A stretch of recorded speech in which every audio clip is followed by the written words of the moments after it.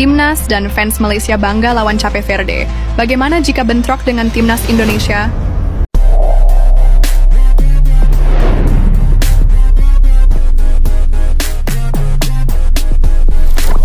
Ini netizen Malaysia bilang kita hoax ya guys. Timnas Indonesia memang lebih baik dari Timnas Malaysia.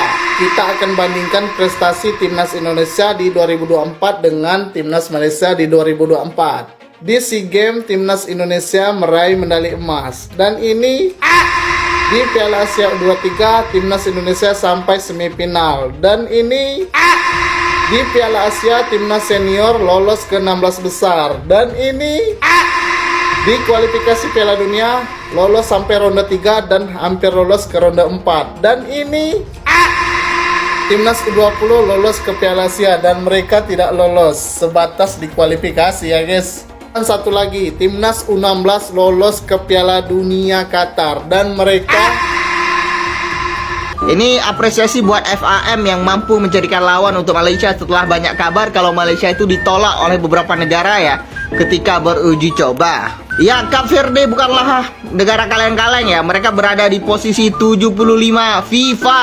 Sedangkan Malaysia hanya menempati posisi 131.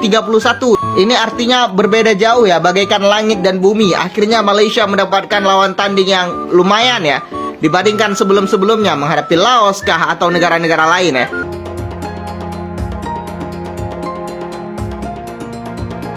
Keputusan Federasi Sepak Bola Malaysia yang menolak tawaran pertandingan persahabatan FIFA Matchday melawan Indonesia menuai sorotan dari kalangan pengamat sepak bola negeri jiran.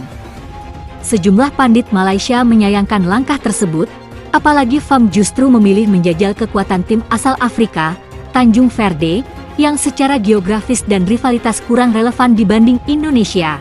Dalam beberapa hari terakhir, ramai diperbincangkan bahwa Indonesia telah mengajukan tawaran resmi untuk menggelar laga FIFA Matchday melawan Malaysia pada kalender internasional mendatang.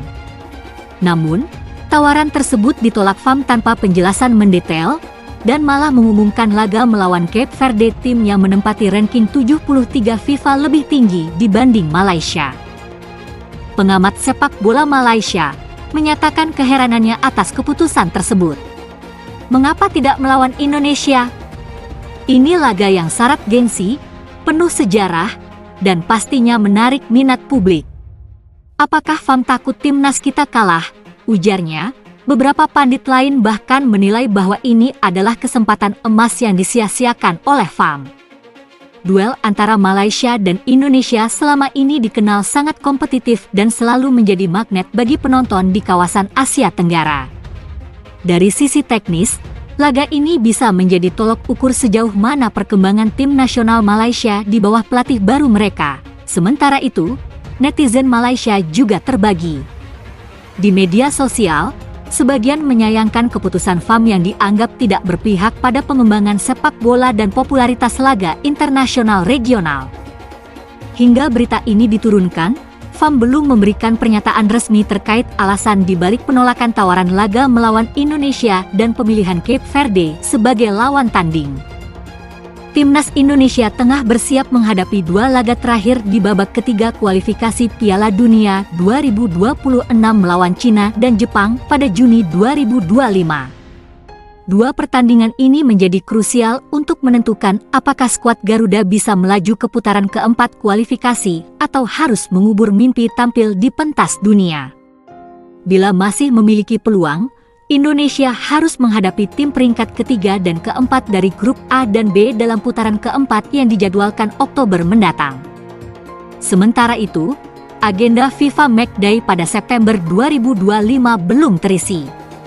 Hal ini dimanfaatkan PSSI untuk menjajaki laga uji coba internasional, dan salah satu lawan yang diincar adalah Malaysia. Sayangnya, hingga kini Federasi Sepak Bola Malaysia, FAM, belum memberikan respons atas ajakan tersebut.